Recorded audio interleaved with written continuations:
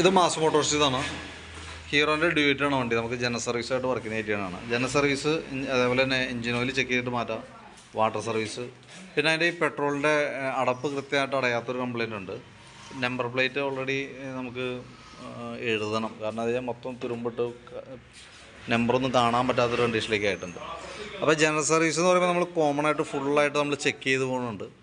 അപ്പോൾ നമുക്ക് ഇതിൻ്റെ ഡീറ്റെയിൽ ആയിട്ട് ചെക്കപ്പ് നടത്തുമ്പോൾ കുറച്ച് പാർട്സുകൾ കംപ്ലയിൻ്റ് ഉണ്ട്. സ്പെയർ പാർട്സുകൾ തേയ്മാനം മൂലം വന്നേക്കണ കുറച്ച് കംപ്ലയിൻറ്റുകളുണ്ട്. അപ്പോൾ ഞാൻ അതിൻ്റെ ഫുൾ ഡീറ്റെയിൽസ് കാണിച്ചു തരാം. പിന്നെ അതിൻ്റെ മാറ്റേണ്ടി വരുന്ന കുറച്ച് പാർട്സുകളുണ്ട്. അതായത് ഫിൽട്ടർ ക്ലീനിങ്, ഫിൽട്ടർ കാര്യങ്ങളൊക്കെ നമുക്ക് ചേഞ്ച് ചെയ്യേണ്ട ടൈമായിട്ടുണ്ട്. അപ്പോൾ അതിൻ്റെ അടക്കമുള്ളൊരു എസ്റ്റിമേറ്റാണ് നമ്മൾ എസ്റ്റിമേറ്റ് അടങ്ങുന്നൊരു വീഡിയോ ആണ് നമ്മളിപ്പോൾ ഇടണം കേട്ടോ.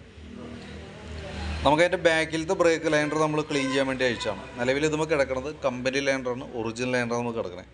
നമുക്ക് അത്യാവശ്യം ഉപയോഗിക്കാനും ഉണ്ട്. അപ്പോൾ നമുക്ക് ബ്രേക്ക് നമുക്കൊന്ന് അഴിച്ച് ഗ്രീസ് ചെയ്ത് നമുക്ക് റീസെറ്റ് ആക്കാം. പിന്നെ ബാക്ക് വീല് ഈ ഷാഫ്റ്റിന്മേലാണ് പിടിപ്പിക്കുന്നത്. അപ്പോൾ അതിൻ്റെ പ്ലേ കാര്യങ്ങളൊക്കെ നമ്മൾ ചെക്ക് ചെയ്തു. നിലവിൽ വേറെ കംപ്ലയിൻ്റ് ഒന്നുമില്ല. പിന്നെ അതേപോലെ തന്നെ ബാക്ക് ടയറിൻ്റെ കണ്ടീഷൻ നോക്കി. ടയർ അത്യാവശ്യം തീർന്നിട്ടുണ്ട് കേട്ടോ. അപ്പോൾ നിലവിൽ ഒന്ന് ശ്രദ്ധിച്ചേക്കാം. അതായത് കുറച്ചുകൂടി ഓടിക്കാം. അതിന് ശേഷം വലിയ മഴ പിടിക്കണേക്കാലം നമുക്ക് മാറ്റാനായിട്ട് ശ്രദ്ധിച്ചോണം കേട്ടോ. അതായത് 1-2 മാസം യൂസ് ചെയ്താൽ മതി. അത് കഴിഞ്ഞ് എടുത്ത് കളഞ്ഞോണം. അതിനുള്ള ടയർ ഉള്ളൂ കേട്ടോ. അത് പ്രത്യേകം ശ്രദ്ധിക്കണേ. പിന്നെ അതേപോലെ തന്നെ ഹബിൻ്റെ ഭാഗം ചെക്ക് ചെയ്തു. നിലവിൽ വേറെ കുഴപ്പമൊന്നുമില്ല. ഒന്ന് റബ്ബ് ചെയ്തൊന്ന് റീസെറ്റ് ആക്കാം. പിന്നെ കൂട്ടത്തിൽ നമ്മൾ അതിൻ്റെ ഗിയർ ഓയിലൊക്കെ ഒന്ന് ചെക്ക് ചെയ്ത് പോകുന്നുണ്ട്. ഗിയർ ഓയിൽ ഓൾറെഡി നമുക്ക് നിലവിലിനകത്ത് ലെവൽ കാണുന്നില്ല. അപ്പോൾ നമുക്കതിനകത്ത് ടോപ്പ് അപ്പ് ഓയിൽ നടക്കില്ല. ഗിയർ ഓയിൽ സെറ്റ് മാറ്റണം. ഏകദേശം ഒരു 80 രൂപയാണ് നമുക്ക് സെറ്റ് മാറ്റുമ്പോൾ വരാം. പിന്നെ അതിൻ്റെ കൂട്ടത്തിൽ ആ ഗിയറിൻ്റെ ഓയിൽ ബോൾട്ട് വാഷൊക്കെ കൂടി ഒന്ന് ചേഞ്ച് ചെയ്തിടണം. പിന്നെ അതിൻ്റെ എയർ ഫിൽറ്ററൊക്കെ നമ്മളൊന്ന് ക്ലീൻ ചെയ്യാൻ വേണ്ടി അയച്ചാണ്. പക്ഷേ എയർ ഫിൽറ്ററൊക്കെ ഫുള്ള് ബ്ലോക്കാണ്. മാറ്റേണ്ട ഒരു ടൈമിലാണ് നിൽക്കുന്നത്. ടൈം കഴിഞ്ഞാണ് നിൽക്കുന്നത് കേട്ടോ. അപ്പോൾ എയർ ഫിൽറ്റർ മാറ്റണം. എയർ ഫിൽറ്റർ മാറ്റുമ്പോൾ ആ കൂട്ടത്തിൽ തന്നെ മാറ്റി പോകേണ്ട വേറൊരു പാർട്സാണ് ഈ പ്ലഗ് എന്ന് പറഞ്ഞത് കേട്ടോ.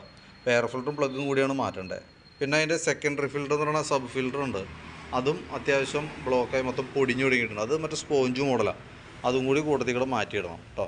പിന്നെ അതേപോലെ തന്നെ ക്ലച്ചിൻ്റെ ഭാഗം നമ്മൾ അഴിച്ചു. ക്ലച്ച് ഗ്രീസിങ്ങിനൊക്കെ ആയിട്ട് അഴിച്ചേക്കണതാണ്. അപ്പോൾ അത് നമ്മൾ ചെക്ക് ചെയ്യുന്ന സമയത്ത് നമുക്ക് ക്ലച്ചിൽ വരുമ്പോഴത്തേക്കും ഈ ക്ലച്ച് ഷാഫ്റ്റിൻ്റെ സൈഡിൽ ഓയിൽ സീൽ ലീക്കായിട്ട് ഓയിൽ ഇങ്ങനെ ബെൽറ്റിൻ്റെ സൈഡിലേക്ക് വന്നിട്ടുണ്ട്. അത് ശരിക്കും അങ്ങനെ വരാൻ പാടില്ല. നമുക്ക് ഈ സൈഡ് ബെൽറ്റ് ഡ്രൈവാണ് വണ്ടി.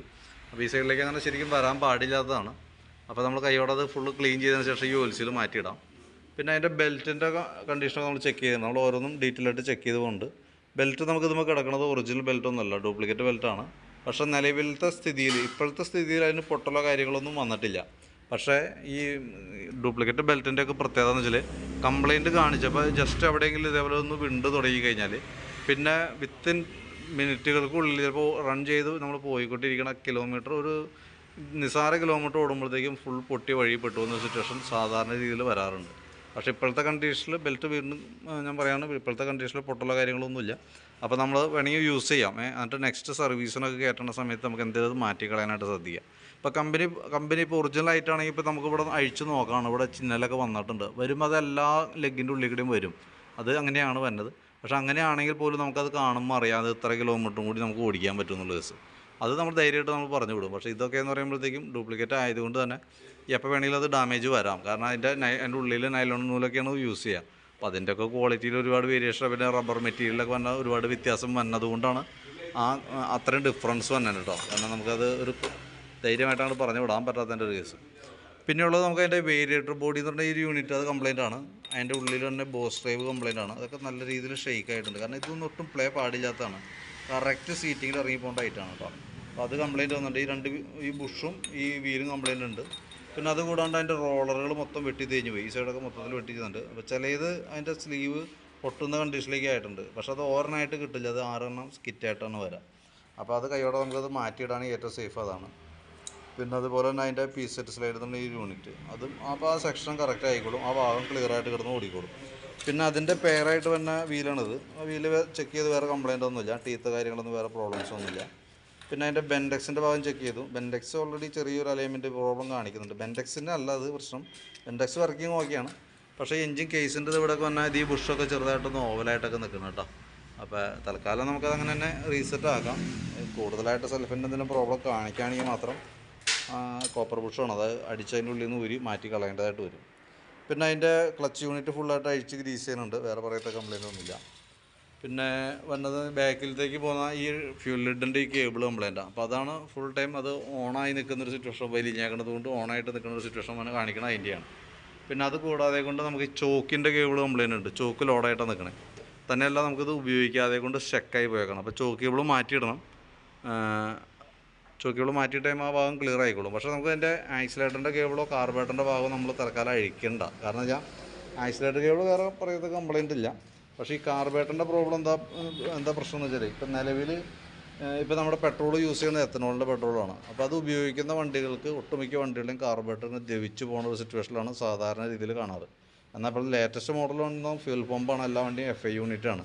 അപ്പോൾ ഈ പഴയ മോഡൽ വണ്ടികളുടെ കാർബറേറ്റർ ഈ എത്തനോളുമായിട്ട് കറക്റ്റായിട്ട് മാച്ചിങ് അല്ല. കാരണം അത് ആ വന്ന അലുമിനിയം ബോഡി നമ്മൾ കെമിക്കൽ റിയാക്ഷൻസ് വന്നതുകൊണ്ട് തന്നെ കാർബറേറ്ററുകൾ കംപ്ലൈൻറ്റ് വരുന്നുണ്ട്.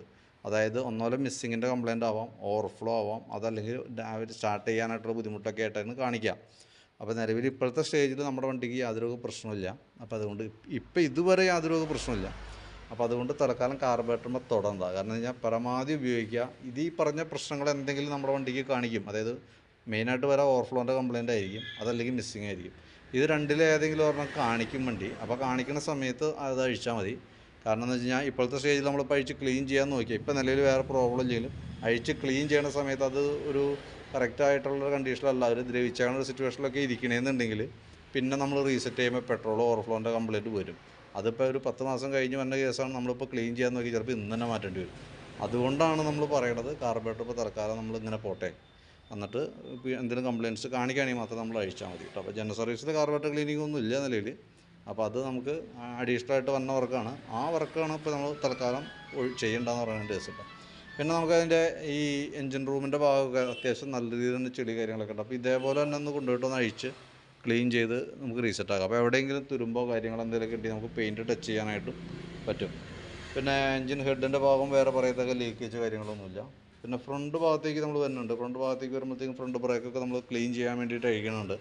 അഴിച്ച് ക്ലീൻ ചെയ്ത് റീസെറ്റ് ആക്കാം. കേബിളുകൾ ഒരു കേബിൾ ചെറിയൊരു ടൈറ്റ് ഉണ്ട്. പക്ഷേ നമുക്കത് തൽക്കാലം കിടക്കട്ടെ, നമുക്ക് കുറച്ച് ഓയിൽ കൊടുത്തിടാം. നെക്സ്റ്റ് സർവീസിൽ കൂടുതലായിട്ട് അതിന് പ്രോബ്ലം തോന്നുകയാണെങ്കിൽ നമുക്ക് അടുത്ത സർവീസിൽ നമുക്കത് മാറ്റിക്കളയാം. ഫ്രണ്ട് വീലിൻ്റെ ടയറൊക്കെ ഓക്കെയാണ്, വേറെ പ്രോബ്ലം ഒന്നുമില്ല. ഫ്രണ്ട് ബ്രേക്കിൻ്റെ ക്യാം ടൈറ്റ് കാണിക്കുന്നുണ്ട്. അത് അഴിച്ച് നമ്മൾ ഗ്രീസ് ചെയ്ത് വിടും കേട്ടോ. പിന്നെ കോൺസെപ്റ്റിന് ചെറിയൊരു കംപ്ലയിൻ്റ് ഉണ്ട്. തൽക്കാലം നമ്മൾ മൈൻഡ് ചെയ്യേണ്ട, അതങ്ങനെ ഓടട്ടെ. ഇത് പ്രത്യക്ഷത്തിൽ നമുക്കൊരു പ്രോബ്ലമായിട്ട് വരില്ല. പിന്നെ അതിൻ്റെ ബാറ്ററി നമ്മളൊന്ന് ചെക്ക് ചെയ്യണ്ടേ. സെസോണിക്കിൻ്റെ ബാറ്ററിയാണ് നിലവിൽ വണ്ടിയും ഇരിക്കുന്നത്. അതിൻ്റെ വോൾട്ട് നോക്കുമ്പോൾ 13 വോൾട്ട് കാണിക്കുന്നുണ്ട്. ബാറ്ററി ലോഡിലേക്ക് കൊടുക്കുമ്പോൾ 9.40 ആ റേഞ്ചൊക്കെ വരണം കേട്ടോ. നിലവിൽ ഇപ്പോഴത്തെ കണ്ടീഷനിൽ ബാറ്ററിക്ക് വേറെ കംപ്ലയിൻ്റ് ഇല്ല. അതങ്ങനെ ഓടട്ടെ.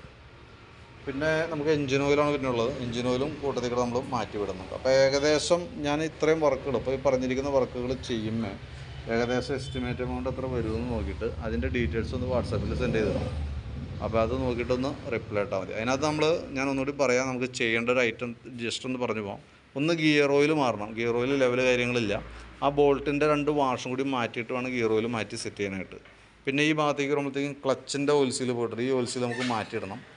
പിന്നെ ഈ വേരിയേറ്റർ ബോഡി, ഈ അലുമിനിയം ബോഡി, അതിൻ്റെ ബോസ് ഡ്രൈവ്, റോളറുകൾ, പീസെറ്റ് സൈഡ്, അത്ര ഐറ്റംസാണ് ക്ലച്ചിനകത്ത് നമുക്ക് ചെയ്യേണ്ടി വരാം.